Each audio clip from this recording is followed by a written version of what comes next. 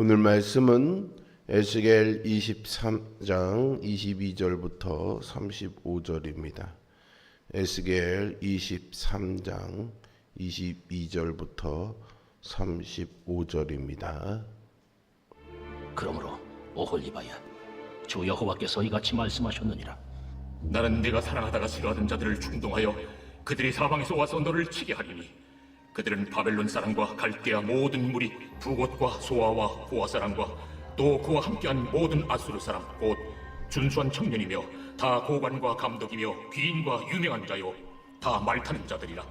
그들이 무기와 병거와 수레와 크고 작은 방패를 이끌고 투구순 군대를 거느리고 치러와서 너를 애워싸리라. 내가 재판을 그들에게 맡긴즉 그들이 그들의 법대로 너를 재판하리라.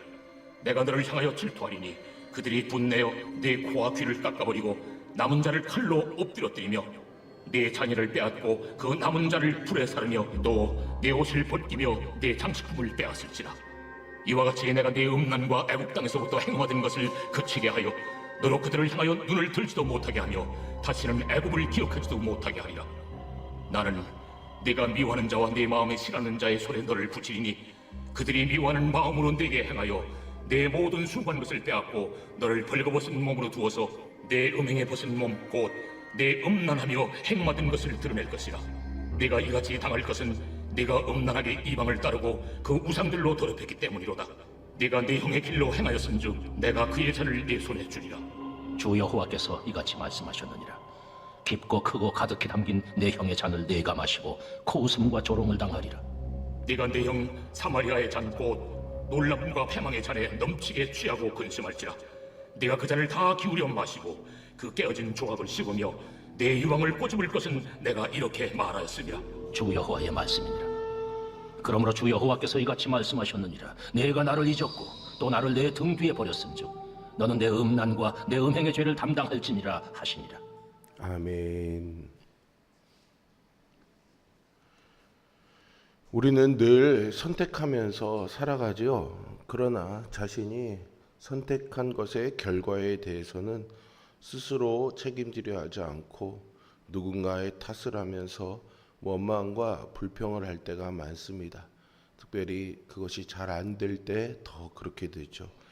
그러나 성경은요, 심은 대로 거둔다고 말합니다. 본문은 오홀리바의 음행 시간 후에 맞게 되는 후폭풍을 말하면서 하나님을 떠난 삶의 결과를 말해줍니다. 하나님이 오래 참으시는 분이시지만 반복되는 배신과 완강한 불순종에는 결국 심판하십니다. 하나님은 북이스라엘의 죄보다 남유다의 죄가 더 크다고 선언하시며 예루살렘에 임할 심판을 구체적으로 선포하십니다. 인간은 죄를 지으면서도 그 죄의 결과를 생각하지 않는 경향이 있는데 본문은 죄악을 사랑하다가 결국은 죄악으로 망하게 된 예루살렘의 이야기를 들려줍니다. 남유다는 하나님을 의지하지 않고 강대국들인 애굽, 아수르, 바벨론을 의지했습니다. 그렇게 하는 것이 외교적으로도 더 유익이고 정치적으로도 더 좋은 선택이라고 생각했기 때문이죠. 그렇게 선택한 순간부터 얼마 동안은 자신들이 옳은 선택을 했고 강대국을 의지하는 것이 지혜로운 길이라고 생각했을 것입니다.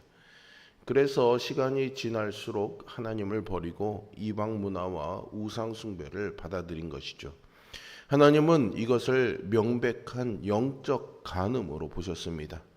하나님은 이제 오홀리바, 그러니까 예루살렘을 직접 대적하기 시작하십니다. 하나님이 당신의 백성을 향해 대적이 되신다는 것은 하나님과의 언약이 철저히 파기되었음을 의미합니다.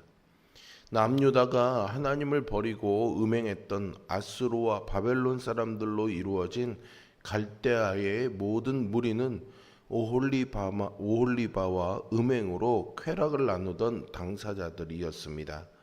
하나님은 유다가 정치적으로 의존하려고 했던 바벨론, 부곳, 소아, 고아 사람들과 고관, 감독, 유명한 자, 말을 타는 자들이 오홀리바, 그러니까 예루살렘을 둘러쌀 것이라고 말씀하십니다.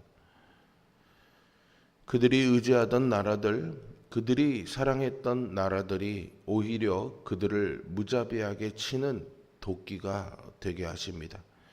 유다의 입장에서는 믿었던 도끼에 발등이 찍히는 일이 일어난 것이죠.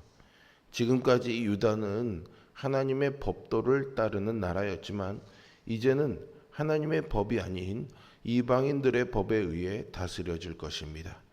남유다가 누려왔던 음란한 삶은 결국 파멸을 가져왔습니다. 여러분, 가끔 가스불을 켜놓고 잠시 잊으셔서 낭패를 본 적이 있었을 것입니다. 잠시 있는 것은 그래도 괜찮지만요, 만약 가스불을 켜놓고 외출이라도 했으면 어땠을까요? 그런데 가스불 정도가 아니라 하나님을 잊는다면 그것이 얼마나 끔찍한 일로 일어나게 될까요? 본문은 믿는 도끼에 발등을 찍힌 오홀리바의 처참함을 결코 가벼이 넘어가지 않습니다. 하나님은 오홀리바가 당할 일들을 에스겔을 통해 하나하나 말씀해 주십니다. 먼저 오홀리바가 당하는 고난은 단순히 그녀를 거쳐간 수많은 남자들이 행한 폭력 수준이 아닙니다. 질투하시는 하나님은 오홀리바의 영적 간음에 대해 분노를 터뜨리십니다. 오홀리바가 핑계할 수 없는 것은 하나님이 지속적으로 경고하고 돌이킬 것을 권면하셨지만 더욱더 심한 음행의 길을 걸었기 때문이죠. 진짜 남편인 하나님을 버리고 간음을 일삼던 오홀리바, 곧 예루살렘은 하나님의 질투에 의해 그 코와 귀가 잘리고 살아남은 사람들도 죽임을 당하고 자녀들은 빼앗겨 노예가 되고 모든 재산을 빼앗기는 처참한 일을 당할 것입니다. 과거에 오홀리바가 스스로 옷을 벗고 음행했던 남자들이었습니다. 그러나 이제 그들에 의해서 강제로 옷이 벗겨져 수치를 당하고 존귀한 지위도 박탈당합니다. 하나님은 유다가 그 정도로 처참한 징벌을 당하고서야 애굽의 우상을 섬기지 않을 것이라고 말씀하시죠. 하나님은 시내산에서 이스라엘과 언약을 맺으실 때 우상을 섬기지 말라고 하셨습니다. 하지만 이스라엘은 안일한 마음으로 하나님이 자기들을 사랑하시고 지켜주실 것만 기대하면서 죄는 가볍게 여겼고 그 결과는 비참했습니다. 존 칼빈은요, 우리가 하나님보다 더 사랑하는 것이 있다면 그것이 곧 우상이며 우리의 파멸의 씨앗이다 라고 말했습니다. 우리가 하나님보다 돈을 의지하면 돈이 우리의 발등을 찍을 것입니다. 세상에서 사람에게 배신당하고 상처받는 이유는 하나님보다 사람을 더 의지하기 때문입니다. 우리가 하나님을 잊고 세상을 의지하고 하나님보다 세상을 더 사랑하면 마침내 심판이 있다는 것을 잊지 말아야 합니다. 지금 우리도 정치나 재물의 힘이나 세상적인 인기, 편의성에 마음을 빼앗겨 하나님을 잊고 있는 것은 아닌지 되돌아봐야 하겠습니다. 계속된 경고를 무시하고 죄를 반복한다면 하나님의 심판은 절대로 피할 수 없습니다. 오홀리바, 곧 예루살렘은 한때 사랑했던 바벨론을 이제 미워하게 되었는데 하나님은 바벨론을 유다의 심판자로 세우십니다. 바벨론은 유다의 의복과 장식물을 빼앗고 벌거벗겨 그 부끄러움을 세상에 드러낼 것입니다. 하나님은 이를 통해서 유다의 위선적인 행태를 고발하십니다. 하나님은 남유다가 북이스라엘의 행태를 그대로 보였기에 북이스라엘이 겪은 심판과 파멸을 그대로 겪게 하겠다고 선언하시죠. 하나님은 이것을 술이 담긴 잔을 마시는 것에 비유하시는데요.